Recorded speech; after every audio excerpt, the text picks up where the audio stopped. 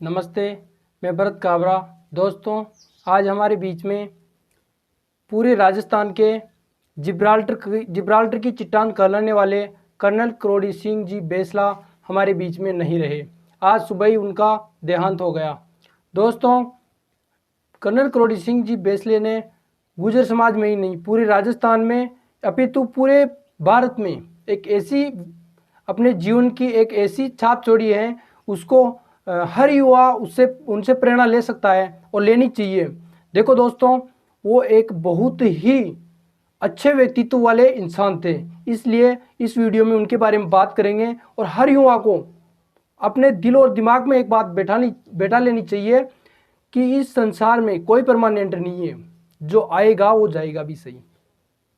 आत्मा का परमात्मा से मिलना शुभ माना जाता है दोस्तों, लेकिन जीते जी अपने जो ये इंसान योनि मिली है, इसमें कुछ ऐसे काम करने चाहिए जिससे अपने को पूरा समाज, पूरा भारत देश, पूरा राजस्थान प्रदेश अपने को याद करे। दोस्तों, ऐसा ही कुछ किया है कर्नल करोड़ी सिंह बेसला ने। देखते हैं इनके जीवन में इन्होंने क्या क्या संघर्ष किए। मेरे भाइयों, बात को ध्यान से सुनना। इनका जन्म 1940 में हुआ था। कर्नल करोड़ी सिंह जी बेसला का जन्म 1940 में करौली राजस्थान में हुआ था। और दोस्तों, इनके पिता एक इंडियन आर्मी में थे, और इनके पिता आर्मी में होने के कारण ये शुरुआती जो बचपन से पढ़ाई करते थे, उनमें इनका रुझान पहले शिक्षक के रूप में था। ये पढ़ाया करते थे। जैसे ही इनकी ग्रेजुएशन हुई, पढ़ाना स्टार्ट कर दिया। गरीब बच्चों को ये पढ़ाया करते थे और उनको प्रेरणा दिया करते थे कि बच्चों, आर्मी में जाओ, टीचर बनो, इस भारत के निर्माता बनो। तो दोस्तों, इनका कुछ समय तक कुछ सफ़र शिक्षक के रूप में रहा। और शिक्षक एक ऐसी चीज़ होती है ना, उसमें लीडर क्षमता आ जाती है, उनमें नेतृत्व क्षमता आ जाती है कि नेतृत्व कैसे किया जाता है। कि नेतृत्व का मतलब ये नहीं होता कि अपने जो पीछे वाले हैं उनको दबाए, नहीं दोस्तों, इनसे सीखना चाहिए करोड़ी सिंह जी बेसला से अपन को, कि नेतृत्व का मतलब होता है आगे बढ़ाना, मोर्चे को आगे लेके जाना, ना कि पीछे वाले को दबाना। तो दोस्तों, कर्नल करोड़ी जी सिंह बेसला आज हमारे बीच नहीं रहे। उनका जन्म करौली में हुआ था, 1940 में हुआ था। आप सबको पता है कि उनके पिताजी एक सेना में थे, और सेना में होने के कारण कुछ समय तक तो उन्होंने टीचर्स के रूप में काम किया, लेकिन बाद में 1960 में इनको सिपाही के रूप में इंडियन आर्मी में चले गए। और वहां जाने के बाद इन्होंने बहुत शानदार काम किया। एक सिपाही के रूप में गए थे सन 1960 में, लेकिन 1962 में भारत और चीन का जो युद्ध हुआ था, उसमें भी इन्होंने अपनी भूमिका निभाई और बहुत अच्छा काम किया। और लगभग 1960 से 2000 तक ये इंडियन आर्मी में रहे। उसके बाद में जैसे ही इंडियन आर्मी से वापस आए, तो इन्होंने समाज के लिए और जो गरीब बस्तियां थी उनके लिए, और जो बच्चे अनपढ़ थे उनको पढ़ाने के लिए बहुत बड़ा योगदान दिया। और कोशिश ये की कि हर बच्चा पढ़ना चाहिए। कोशिश ये होनी चाहिए कि कोई भी बच्चा ये ना कहे नेता लोगों के पास जाकर कि सर हमारी रोड बना दो। इतनी क्वालिटीज उसमें होनी चाहिए, इतना सक्षम वो होना चाहिए कि अपना सड़क घर से बाहर तक खुद बना ले। इतने पैसे हर युवा की जेब में होना चाहिए, हर युवा शिक्षित होना चाहिए। उनका एक नारा भी था, मैं आपके सामने बताऊंगा उसको। अच्छा स्वास्थ्य, कि अच्छा स्वास्थ्य होगा तो आदमी का है ना जो माइंड बढ़िया काम करेगा, उसका फिजिकली फिट रहेगा तो माइंड भी बढ़िया ग्रो करेगा, मेंटली भी ठीक रहेगा। तो इनका नारा था कि अच्छा स्वास्थ्य, अच्छी शिक्षा, शिक्षित माँ का शिक्षित होना बहुत जरूरी है, कर्ज मुक्त समाज, ये था कर्नल करोड़ी सिंह बेसला जी का नारा। कर्ज मुक्त समाज रहेगा तो बाप बेटे को ये नहीं कहेगा कि बेटे जा तगारी फेंक, वो यूं बोलेगा पिता कि जा बेटे पढ़ ले। हमने बहुत लड़ाई लड़ी है आरक्षण के लिए, हमने बहुत आंदोलन किए हैं तुम्हारे लिए, तुम पढ़ो।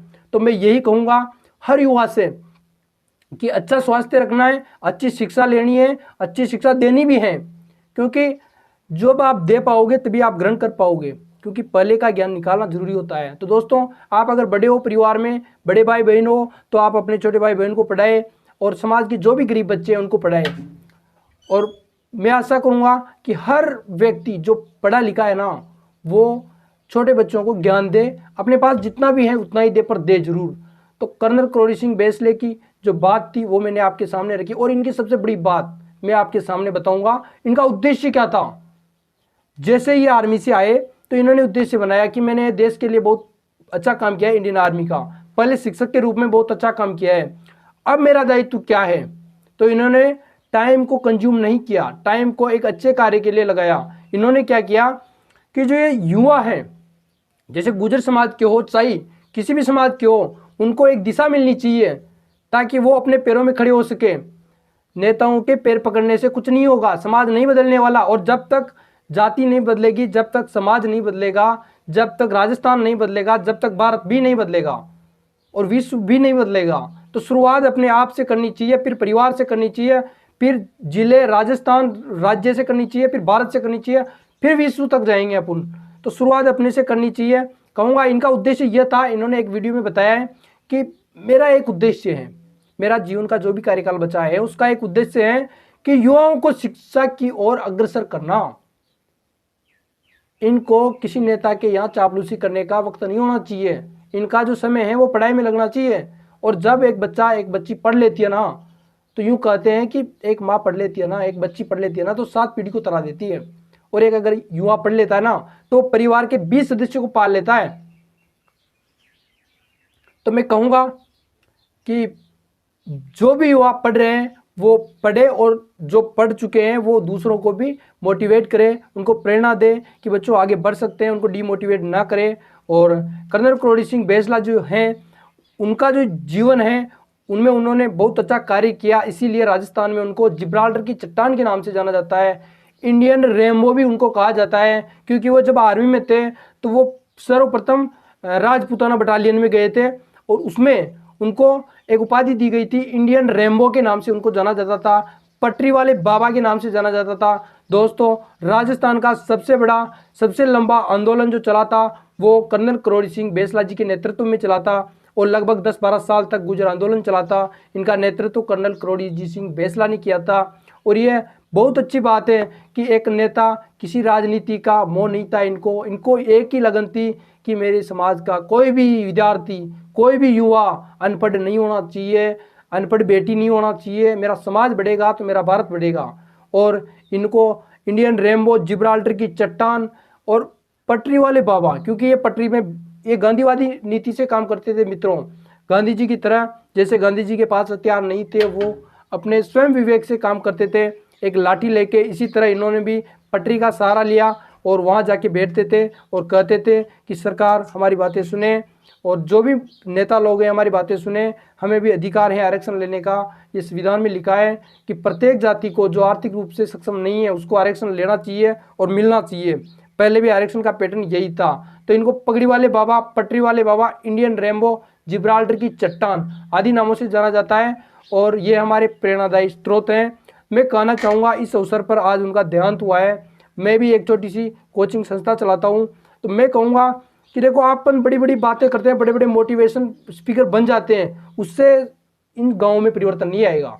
अपना जो क्षेत्र है ना वो ग्रामीण क्षेत्र है, और ग्रामीण क्षेत्र में जब तक क्रांति गांव का बच्चा नहीं लाएगा ना, तब तक दिल्ली में बैठने वाले को पता नहीं है कि गांव की सिचुएशन क्या है। तो अपने को ग्रामीण क्षेत्र में कार्य करना चाहिए। अगर अपन पढ़े हुए हैं ना, तो छोटों को गाइडेंस करना चाहिए कि बेटे ऐसे नहीं ऐसे पढ़ो। अगर तुम 12वीं कर लिया है तो आगे क्या करोगे, आर्ट्स है तो BSTC कर लो, PTT कर लो, शिक्षक की ओर बढ़ो, या फिर कुछ और भी कर लो, जो तुम्हारी इच्छा है वो करो, पर करो तो सही। अगर अपन जैसे किसी ने रीट का पेपर दिया है, वो घर पे बैठा है, तो हो सकता है वो रीट का पेपर दिया है, STC B.Ed किया हुआ है, तो वो STC या PTT की कोचिंग करवा सकता है, गरीब बच्चों को फ्री पढ़ा सकता है, वो गरीब बच्चों को आगे बढ़ने के लिए अग्रसर कर सकता है। ये होता है एक शिक्षक और एक जो साक्षर है उसका दायित्व। मैं कहूँगा कि मैं एक छोटी कोचिंग चलाता हूँ, इसमें BPL में आने वाले और गरीब बच्चे जो पैसे नहीं दे सकते उनको मैं फ्री BSTC और PTT सभी कोचिंग फ्री कराऊंगा। ये मैं आज इस वीडियो के माध्यम से बता रहा हूँ। जो भी गांव ग्रामीण क्षेत्र के बच्चे हैं वो आए और पढ़े, और उनको बिल्कुल फ्री पढ़ाऊँगा, उससे 1 रुपया भी नहीं लूँगा, मैं कभी जीवन में नहीं मांगूंगा। तो यही है कि अपन दिल्ली के लोग मोटिवेटर हैं, बड़े बड़े भी हैं, इंडियन स्पीकर ऐसे भी हैं जो वर्ल्ड लेवल पे फेमस हैं, लेकिन उनको पता नहीं है कि अपनी जो ग्रामीण क्षेत्र है ना, ढाणियाँ हैं, उनमें क्या सिचुएशन है पढ़ाई की। तो मैं कहूँगा जो भी युवा पढ़ा है ना, वो प्लीज़ अपने परिवार को ज़रूर आगे बढ़ाए, क्योंकि आप आगे बढ़ोगे, परिवार को बढ़ाओगे, तो ये भारत ऑटोमेटिक बढ़ेगा। एक नेतृत्व क्षमता वाले आदमी बने। यूँ कहा जाता है कि एकेन राजन सेन ना शोभा सरसों बक सहस्त्रेन प्रतिस्थिरवासिना। संस्कृत में एक श्लोक पढ़ा था मैंने 10वीं क्लास में कि जिस प्रकार एक परिवार में एक परिवार में 20 अगर सदस्य हैं तो उनसे परिवार नहीं चलता। उनमें एक लीडर क्षमता, नेतृत्व करने की क्षमता जिनमें होती है मुखिया में, वो मुखिया अगर अच्छा है तो उस परिवार को चला सकता है। अगर मुखिया अच्छा नहीं है तो उस परिवार में, या मुखिया है ही नहीं तो उस परिवार में 20 सदस्यों के होने से कुछ नहीं होगा, वो परिवार आगे नहीं बढ़ पाएगा। तो मैं कहूँगा कि अपने को कर्नल करोड़ीजी सिंह बेसला की तरह नेतृत्व करना है, समाज को, पूरे भारत को आगे बढ़ाना है, तो अपना योगदान जरूरी है। पहले खुद को सक्षम करो, बाद में दूसरे ऑटोमेटिक होंगे।